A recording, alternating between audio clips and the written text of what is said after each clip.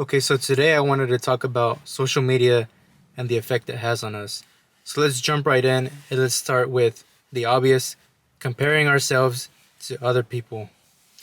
Now, this is obviously a very big one. I feel like it's something we can all relate to. So we go on social media and we start comparing ourselves to people that we see, creators, maybe people that we know, people that we grew up with, and we start to think, hey man, they got a house, they have a new car, there's people getting married, there's people in relationships, there's people having kids, and what do I got? Or, hey, this person's posting, their fitness journey and they're getting in really great shape. And man, look at me. You start body shaming. Me as a guy, I see other fitness creators and I see them, getting jacked, having six pack abs, having big muscles. And then sometimes I've come to think, is my body inadequate compared to theirs? Is my body lacking? Am I good enough compared to those people? I have caught myself thinking that sometimes, but I think now I am self confident enough to have moved past that. I know for a lot of people it is a big struggle. I think I think it's more of a struggle for girls because they constantly compare themselves to other women, to their bodies. Sometimes it's fake. Sometimes people fake their bodies and they post on social media, and then women start comparing themselves to their bodies, and you're comparing yourself to something fake, to something that was paid for, and all you're doing is you're robbing yourself of being happy. Comparison is the thief of joy. So you're comparing yourself to others when maybe to another girl, you have the body that she wants. Or maybe I want to get a really fit body and I'm looking at somebody else and the type of body that I want to have. But then maybe to somebody else, they're like, oh, I wish I was skinnier like Brian. And it could happen. We might not think about it like that because we don't ever see ourselves in that position where like oh, I don't think somebody would want what I have. We tend to be more blessed than we think. If we can get up and walk on our 2 feet, use both our hands, if we can see, if we can hear, then we're blessed because there's people who don't have those things who wish they were where we're at. We compare ourselves to people that are living way above our means, and that's when comparison starts to deprive us of being happy. For example, I would compare my life to somebody who is out there traveling because deep down I really want to travel and travel the world and different places and just capture photographs and just explore. And that sounds really awesome. So when I see people doing that, I think, man, they're living the life. And I'm over here stuck, living paycheck to paycheck. If we have a place to sleep, if we have food on our table, then we're blessed. If there's people in our life who love us, then we're blessed. Social media also sets unrealistic standards for us.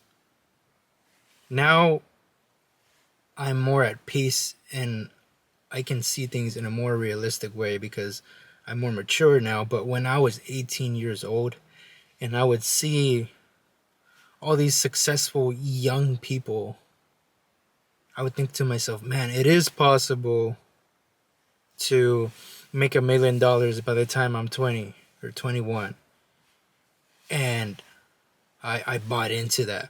I bought into the hustle culture, which is something I'm going to get into in another episode. But I bought into that hustle culture mindset and thinking, man, I have to be a millionaire by, my early 20s or else I'm a failure. And I bought into that. I bought into that. And I didn't realize how much it was affecting me at the time, thinking like that, putting all that pressure on myself to think that I will make $1 million by then, that I will have a trophy wife or whatever. I put all this pressure on myself to be super successful, even though I didn't really know what that meant. You know, when I was in high school and I would see these people post on their social medias, I associated success with being rich, people that have Lamborghinis, people that have, supermodels as girlfriends, or, stuff like that, running their own businesses, being the CEOs of a company, having multiple degrees. That's what I would associate with success. But I never stopped to question, you know, is this lifestyle realistically attainable in the time frame that I'm seeing? And the answer was no, but at the time I thought it was.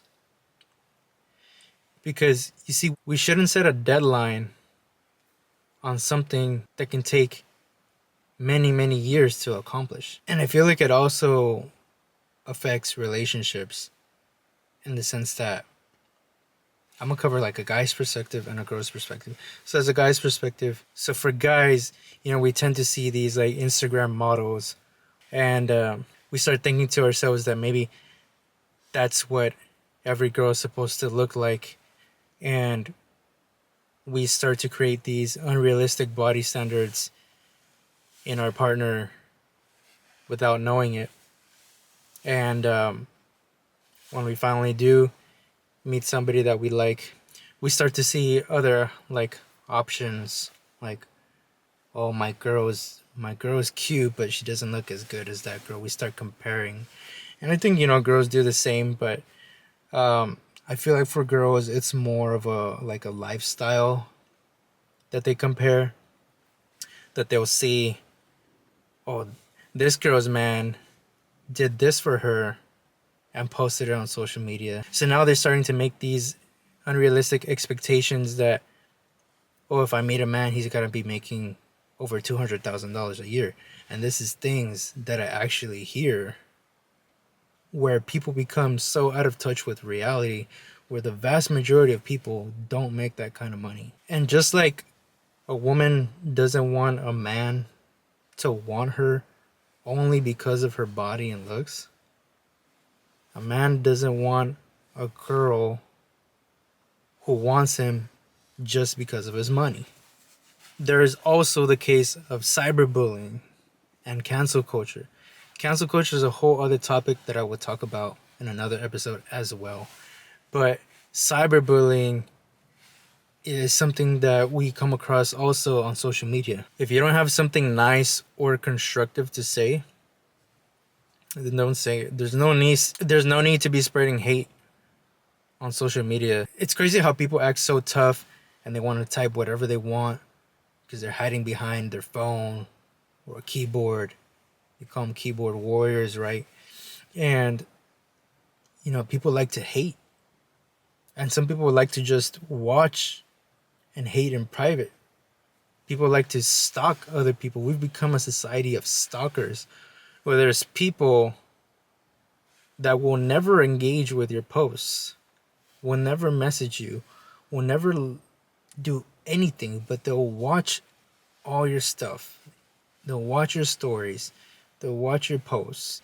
There's people who just stalk you just to see if you're single. They might not even want you. They just like knowing that you're there as an option. I don't know what people think. When you see all this negativity on social media, and that's not only cyberbullying, that's also like post hating on other people. That affects your mind too. That's bringing that negativity into your mind. It's part of what you consume. Your diet and what you consume affects your body, but what you consume on social media affects your mindset. So make sure your feed is actually things that are positive, things that inspire you, not things that'll bring you down, things that are negative. If you're seeing content that stresses you out, or that makes you feel bad because you're comparing yourself to other people's lifestyles, change your feed.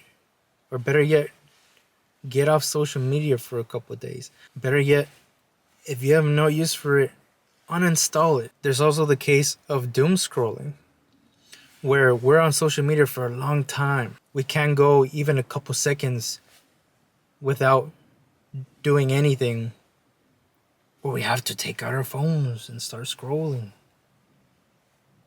And then a quick 1 minute session turns to 5 minutes, turns to 10, turns to an hour, next thing you know. And that prevents us from being productive. More importantly, it prevents us from being present with the people around us.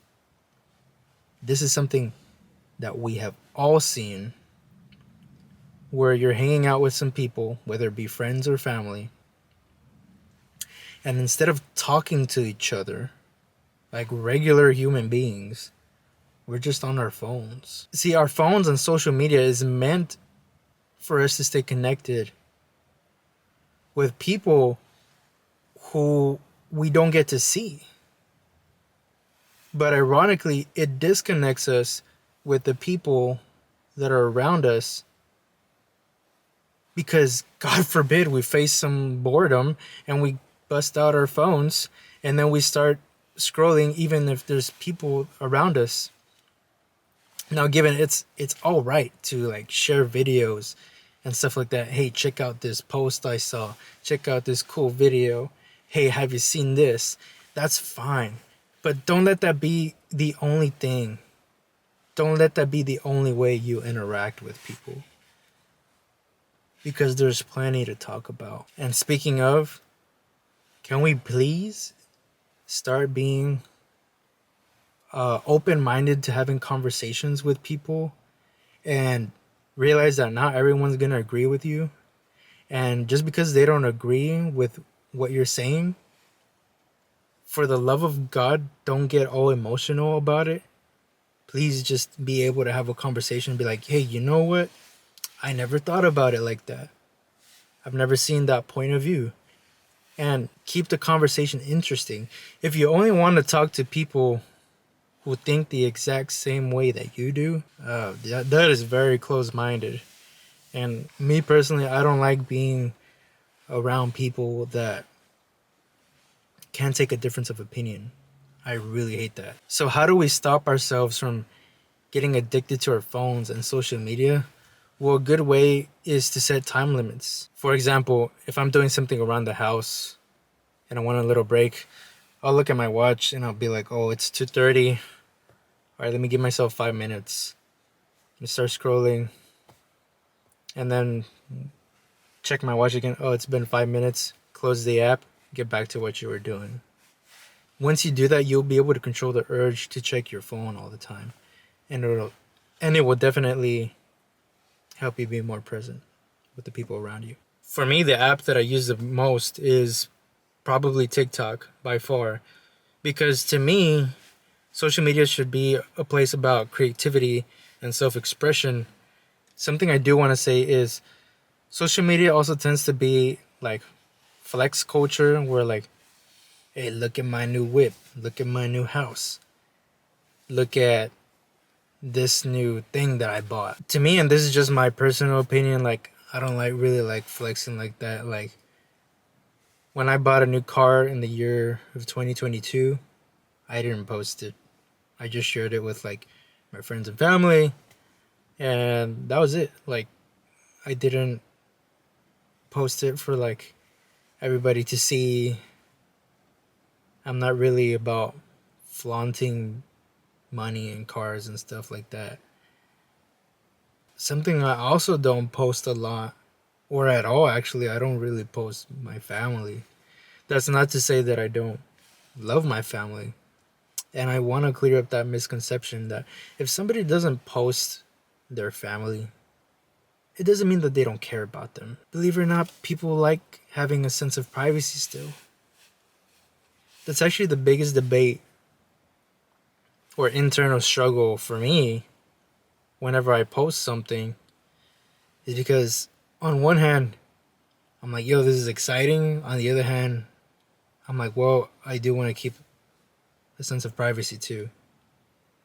And I feel like as time goes on, that's more and more getting lost, which is sad because not everyone has to know your business. Like actually one celebrity that I admire is Leonardo DiCaprio, because he just shows up to work, does his thing, and he's a celebrity, he's popular, but he's also very private with his life. That is something that I admire about him, where I think that's the approach that I would take if I were ever in his position. And overall, I just think people have become so opinionated with everything. They're so concerned with what people think about them, what people think about other issues. Like, it's gotten to a point of hostility. Like, for example, in this past election, we have people borderline threatening you if you didn't vote how they voted. And it's like, bro, I don't care who you voted for. Just because you didn't vote how I voted doesn't mean I'm going to stop being friends with you. And for the record, I didn't vote for either presidential candidate because I didn't like either of them. But even if I did vote one way or another, and I found out that a close friend of mine didn't vote how I voted, I wouldn't stop being friends with them. Like, that's so closed-minded. And that's sad. Like, it's sad to think that we've gotten to that point where people have that mob mentality. Whoever doesn't think how I think and doesn't accept the way that I think, they gotta go. They gotta get canceled. Let's outcast them. That's messed up. And I always like making this analogy where in the past people would outcast people with pitchforks and torches, and now people do it with social media. Like, it always surprises me how narrow-minded people can be. If you don't share my views on politics, you're a bad person. If you don't share my views in general, you're a bad person. Like, that has to stop. And I know people who have been on social media and they see all this news and it stresses them out because they're going on social media, and instead of becoming an escape from reality, now people are doing the opposite, where they don't go on social media and they just focus on real life because they want an escape from social media. Isn't that so funny? Isn't that so ironic? So can we stop being so concerned with what people think? I mean, I know for a fact that I've come across people who I've rubbed the wrong way and they don't like me, and that's fine. Because I know not everyone's gonna like you. And I don't want to be liked by everybody. I'd rather truly vibe and connect with some people, with a few people, than to be someone fake who tries to be friends with everybody. You can't be loyal to everybody. Now, for this particular topic, there's so much we can go in depth about. I'll probably make a part 2 about this, but that's it for today. So let me just leave you with this. Control your feed on social media for peace of mind. And don't let social media control you. See you on the next one.